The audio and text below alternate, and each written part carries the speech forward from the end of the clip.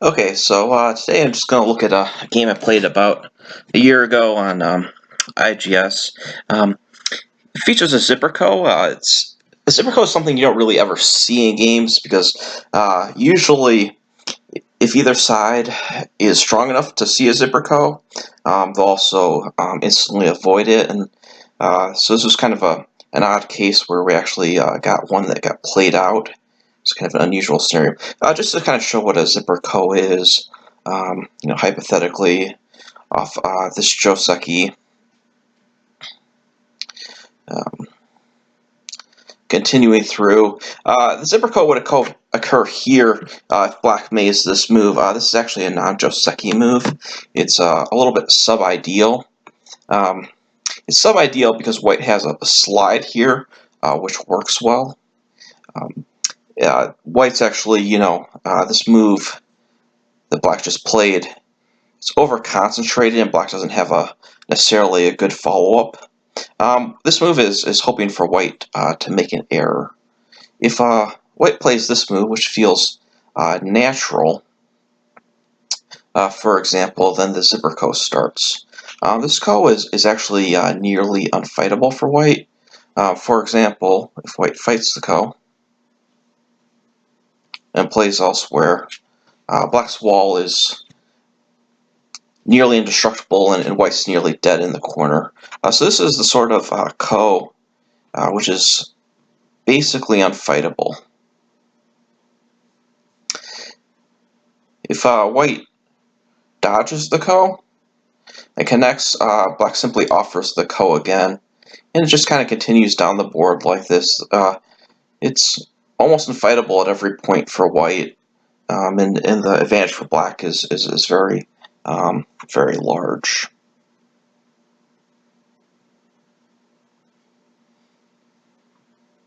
It's showing just a normal Joseki where a Zipperco could occur. It doesn't actually occur, but it's offered.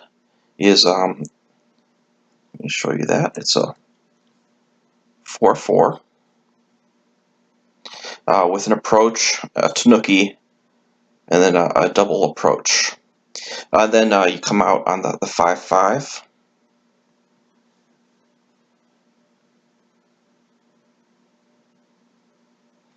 And then here, Black presses down at White, and White cuts, and you can offer the Zipperco. Now, obviously, White always declines the Zipperco because to accept the Zipperco will lead to a very poor result for White.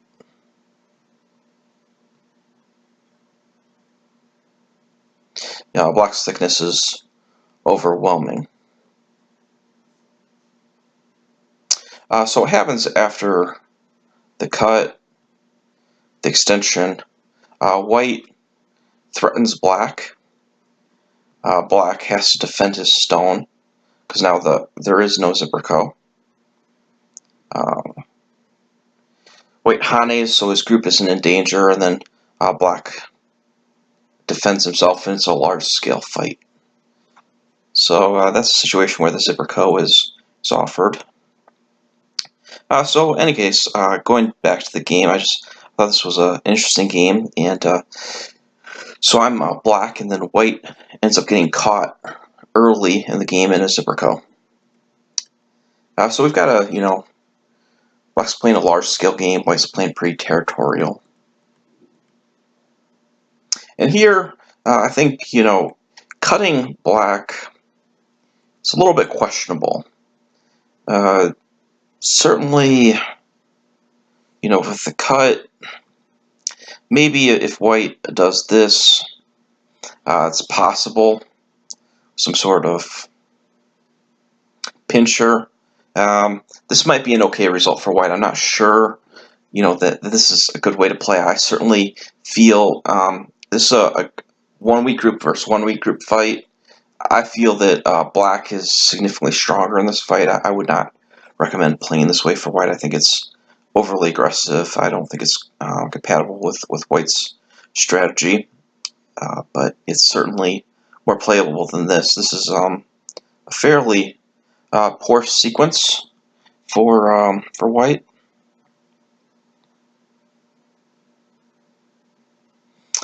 And you know, at this point, White gives up on the Zipco. Continuing down the board, it becomes a fairly disastrous result for White. And this game very quickly turns into a loss for White. And it's, you know, a simple Joseki mistake, like allowing the Zipper Co. That's why you almost never see a Zipper Co in a game, because if a Zipper Co is allowed, it produces a huge advantage for the side who played it out. And so here, you know, White makes all these moves to nullify Black's thickness in the center, but he's getting very few points where Black has gained a significant amount of points. So coming out of this opening, Black is very far ahead.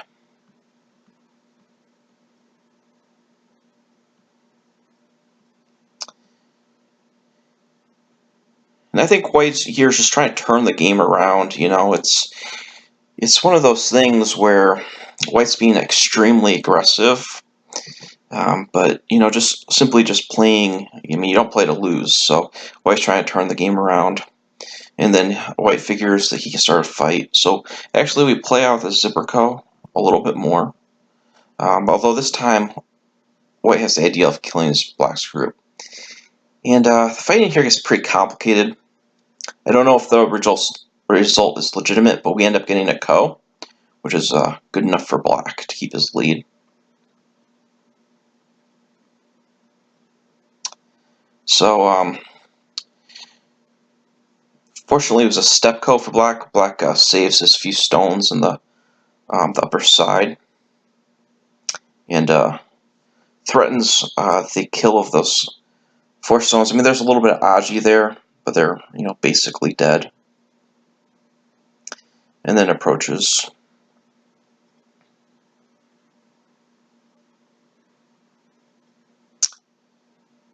And here, White, you know, starts an invasion. And, you know, I think often it's easy to want to kill an invasion. In this case, you know, looking at it from points, Black has a huge lead on points. He doesn't need to kill the invasion. He just needs to have a good result to keep his lead. So, Black's, and also the cost of the invasion is that the corner is now 100% dead when Black makes this move. So Black just simply allows White to live and threatens to take those 2 stones. And, you know, that's the thing, is that the invasion for White has made almost no points. When you look at the points on the board, the upper right and the right side, Black has a pretty huge lead. And, you know, it's not much more to say about this game. I mean, I'll just play it out to say, you know, Black wins fairly easily. Black starts his Co here and then threatens to kill the White group, or at least make a lot of points, and the White group quickly dies.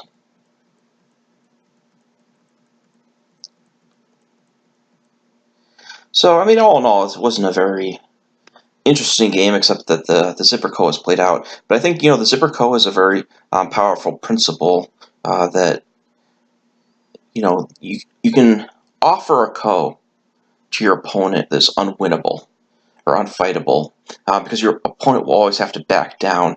And so if you look for a Zip Co, you'll see it frequently offered in games. It's basically never accepted, and that's why it's never accepted. The result very quickly turns disastrous.